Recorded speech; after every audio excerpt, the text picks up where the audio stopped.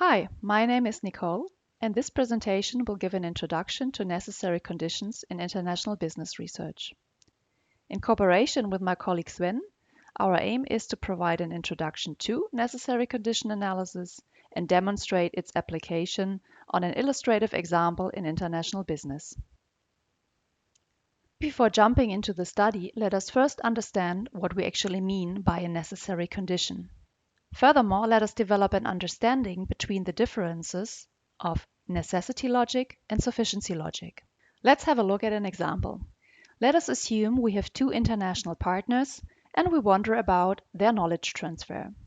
Researchers using regression analysis would very often have a look at an association thinking about a higher interaction between these two international partners may lead to a higher knowledge transfer between the two. This interpretation basically is something that we would refer to sufficiency logic. In contrast, necessity logic follows a fundamentally different notion. It looks at whether the absence of a certain antecedent causes the absence of a certain outcome. Let's understand that difference. If we assume that interaction is a necessary condition for the successful transfer of knowledge between the two partners, the idea is that the interaction is actually required for them to transfer knowledge. Without the interaction, there will be no transfer of knowledge. That is, if the necessary cause is not in place, the outcome will not exist. Therewith, the necessary cause represents a constraint, a bottleneck, or a critical factor that must be present to achieve a certain outcome. Interaction, on the contrary, may not be sufficient for a successful knowledge transfer. There may be other requirements that are likewise relevant and may even constitute further necessary conditions. For instance, a further necessary condition could be that the partners speak the same language or have a joint interest in sharing relevant information. So basically what we need to understand is that the necessity logic relies on the notion that the absence of a certain antecedent causes the absence of a certain outcome. The absence of interaction between the two partners causes the absence of knowledge transfer between the two partners. And that is what we understand as a necessary condition. We may wonder whether necessary conditions are of relevance in international business research and whether there are any challenges of these necessary conditions in research designs that we are facing in the field. Actually, in our study, we find that there is a tendency of researchers interchanging the logics of necessity and sufficiency when forming their hypothesis. We will demonstrate this with some examples later. Moreover, we see that researchers are testing theoretical necessity statements using analytical methods that are basically based on generating findings that can be interpreted using a sufficiency logic, such as regression analysis. Using a regression analysis to test a necessary condition, however, does not lead to the answer to the original question. This is not only troublesome in terms of theorizing and theory testing, this is also troublesome in terms of generating relevant recommendations for managers and policymakers when it comes to bottlenecks and critical factors. A possible solution is complementing traditional methods with necessary condition analysis, a new toolset or technique that has come up to analyze and test necessary conditions. So we will spend the next minutes to figure out whether these problems are actually present in IB research, as I have argumented before, and we will also look at whether necessary condition analysis can be used to resolve them and to advance the field. Let us look at the first question: the relevance of necessary conditions in IB research. What we've done to figure this out is we did a literature review of two key journals in the field, the Journal of International Business Studies and the Journal of World Business. We looked at these journals from 2010 to present. We searched these journals for keywords such as necessary, sine qua non, necessary but not sufficient, but insufficient, condition, prerequisite, requirement, precondition, in different variations to filter out articles that talk about necessary conditions. These keywords are of course not exhaustive. There could be articles that basically theorize on necessary conditions without using this set of keywords. On the other hand, there are also articles that use these keywords but do not really talk about necessary conditions in the sense that we have just defined earlier. For the latter one, We have gone through all the articles individually to figure out, are they actually talking about necessary conditions in the sense that we assume? So we did kind of a screen out phase where we screened out articles that did not truly focus on necessary conditions in their theorizing. After this procedure, we ended up with 54 articles that refer to necessary conditions in outlining theoretical arguments. Content analyzing these 54 articles, we identified two dominant subfields that more often talk about necessity.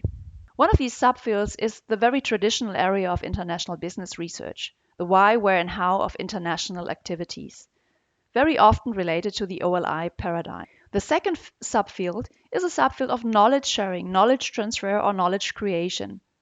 Norderhaven and Hartzing 2009 argue that social interaction is a necessary condition for knowledge exchange in the multinational enterprise. Reiche and colleagues 2015 refer to shared language among subsidiaries and headquarters as a necessary condition for identity construction and knowledge flows. Looking at the why, where, and how of international activities, we find examples that look at necessary conditions on the level of location advantages. For instance, there's an article from 2003 that refers to cooperative host governments and capital scarcity in the domestic market as necessary conditions for international activities. To sum this up, we can definitely say that necessary conditions are of relevance in international business thinking. This is clearly demonstrated by our literature review of the two key IB journals. In our manuscript, we provide a table that lists all the 54 articles that refer to necessary conditions, including their theoretical arguments. Another challenge that follows up is that researchers in international business are mixing up necessity and sufficiency logic. Plus, they do not make appropriate use of the methodological toolsets to analyze necessities. Let's look at one example. The first thing that we look at in the articles is that authors are formulating a necessary condition. They're making theoretical statements, lines of arguments, where they argue on necessary conditions, outlining that a certain antecedent is a necessary but not sufficient cause for an outcome. Let's look at the example on the right side of the slide. There are authors who argue that investment in research and development and network membership may represent necessary but not sufficient conditions for internationalization. That is, they clearly outline a necessary condition. What happens in the next step in a regular paper is that these theoretical arguments are formulated in the form of a hypothesis. If we formulate a hypothesis on a necessary condition, then we would stay with a certain antecedent is necessary but not sufficient for. What we find, however, in the articles is that very often there is a kind of a reformulation taking place in the sense that the antecedent is now assumed to be positively related to the outcome. That is, a necessary condition is now translated into a hypothesis that follows a more sufficiency logic interpretation. And the same happened in the article of our example on the right-hand side. The research hypothesis that they formulate here is research and development intensity is positively associated with export orientation. So research and development investment are no longer necessary conditions for internationalization, but are positively associated with internationalization. Then the logical next step is the analysis of the theoretical outline and the hypothesis. And then, of course, if the hypothesis is already formulated using a sufficiency logic, then it's kind of logical to also use analytical method that follows a sufficiency logic. And that is the case in our example too, outlining that they perform an ordinary least squares regression to analyze the research hypothesis that they have outlined. Actually, what we find in our review that only 5 of the empirical papers reviewed used a necessity logic related methodology. And in case of the international business research journals we reviewed, we find that this is fuzzy set qualitative comparative analysis. This share is clearly too low if we think of really testing the theoretical arguments that were outlined. To resolve this obvious challenge in the field, we propose that researchers take necessary condition analysis into consideration. Necessary condition analysis is actually a very easy to apply technique that could be very fruitful in terms of analyzing necessary conditions in international business.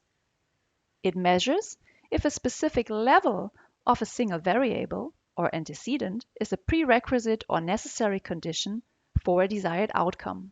If you look at the scatter plot that is presented here on the slide, the usual logic when you follow a regression analysis is that you draw a line through these points in the scatter plot. That provides you with some kind of a trend. If the antecedent is increasing, the outcome is increasing too. Necessary condition analysis, in contrast, draws a ceiling line on the scatter plot.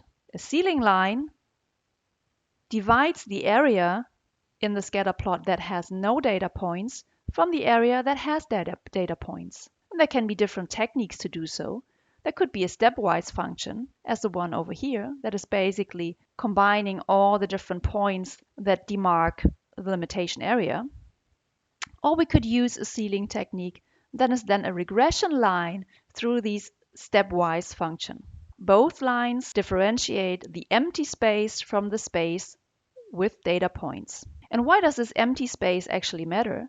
If we look at a certain outcome level, look at this one over here, where we assume that we are interested in achieving a certain outcome yc, then we can see that this outcome is only achieved at a certain level of the antecedent. This outcome here is not achieved with lower levels of the antecedent, because there are no data points that would indicate that we can achieve this outcome with lower levels of the antecedent. That is, a certain level of the antecedent is necessary for a certain level of the outcome. The effect size that is provided by necessary condition analysis builds on this logic, dividing the empty space by the total space of potential data points. So it basically measures the size of the empty space in the scatter plot. In addition to that, significance testing has been implemented into the methods so that we can say something about the statistical significance of the necessary condition. We also highlight that it's kind of a parsimonious analysis technique. Why is that? The necessary condition that we identify does not depend on other variables. You can, of course, test various necessary conditions for a certain outcome, but each single variable has a certain relationship with the outcome, a necessary condition relationship with the outcome that does not depend on other variables that you might test as well. And that is again fundamentally different from a regression analysis, where one regression coefficient very often, or the level of this coefficient very often, depends also on other coefficients that you have implemented into your research model. What we recommend is to complement traditional analysis techniques with necessary condition analysis. For example, you might have created certain antecedent variables in the form of factors or in the form of latent constructs from a structural equation modeling. You can then very easily implement these scores into a new database and use necessary condition analysis to test if these form necessary conditions for a certain outcome. As this may still feel a bit theoretical, let us have a look at an example. We will illustrate the use of necessary condition analysis on an international business example. We will look at the association of institutional environments with foreign direct investments. Very often researchers rely on the OLI framework when they talk about the relationship between institutional environments and foreign direct investments. The framework indicates that a location advantage is a necessary condition for firms to opt for foreign direct investment into this certain country. Typical location factors looked at are institutional environments. For instance, there may be assumptions or arguments outlining that host governments most successful in attracting foreign direct investment will provide at a minimum a stable political environment. That is, a minimum level of political stability is a necessary condition to attract foreign direct investment. And that is our basic line of argument. Strong institutional environments are a necessary location factor for foreign direct investment inflows. Or a minimum level of an institutional factor is a prerequisite for foreign direct investment. The idea of our illustrative example is to demonstrate the application of necessary condition analysis. So we try to keep the level of complexity rather low. We have used a sample that has been used by previous researchers in international business before, that looks at 55 host countries. We have looked at these countries for the period from 2010 to 2017. That is, we have generated 440 data points. The countries in our sample represent both developed and less developed economies in the world. As for the indicators, we look at the Foreign Direct Investment Performance Index, as have previous studies before. The index is the ratio of a country's share of global foreign direct investment inflows to its share of global GDP. If the value of the index is 1, the FDI inflows are consistent with a country's market size. In terms of the institutional factors, there were several very recent meta-analyses that provide a short list of most relevant institutional factors that have been used in IB research before. And we have even shortlisted this a little bit further to keep it simple. We focus on non-corruption, using the Corruption Perceptions Index. We focus on favorable taxation, using a tax burden measure. We look at flexible labor regulation, using the labor freedom measure. We look at political stability using an index provided by the World Bank. And we look at political rights in the country, also using index values from typical providers such as World Bank Heritage Foundation and so forth. These measures have been used in accordance with the requirements of the necessary condition analysis. That means low values represent bad quality institutions, whereas high values represent high quality institutions. Because necessary condition analysis always looks at an empty space in the upper left corner of the scatter plot. Let's have a look at our findings. In this table, we will compare the findings that we may generate from traditional research procedures that have been used in the past with necessary condition analysis. You can see our institutional factors over here, and you can see two traditional ways of estimating relationships or associations between these institutional factors and foreign direct investment performance. We have used an ordinary least squares estimation on the time average data, and we have used a random effects estimation on the time lag data, assuming that an institutional factor may take time to unfold for next year's foreign direct investment. What you see here in the table are classical standardized regression coefficients and their p-values. That is, from traditional research methods, we would find that favorable taxation is a significant positive driver of foreign direct investment performance. That is, the higher the favorability of the taxation in the country, the higher is the foreign direct investment performance. From the random effects estimation, we additionally generate the idea that a flexible labor regulation or an increase in the flexibility of labor regulation might result in an increase of foreign direct investment performance. We have only flagged the coefficients as significant if the alpha level is below 5% here. Let us contrast that with the findings from the necessary condition analysis. And we have again performed two kinds of analysis, one on the time average data and one on the time lag data. What you see in the table are effect sizes building on the ceiling line. That is, a simple division between the empty space in the scatter plot by the whole space that could have data points. Following from the way that it is calculated, the necessity effect size can range between 0 and 1. To figure out whether we are talking about a small or a rather large effect, we have some rules of thumb. Effect sizes below 0.1 are rather small effects. Going up to 0.3, we might talk about a medium effect. Then going up to 0.5, we are talking about a large effect, and above 0.5, we are talking about a very large effect.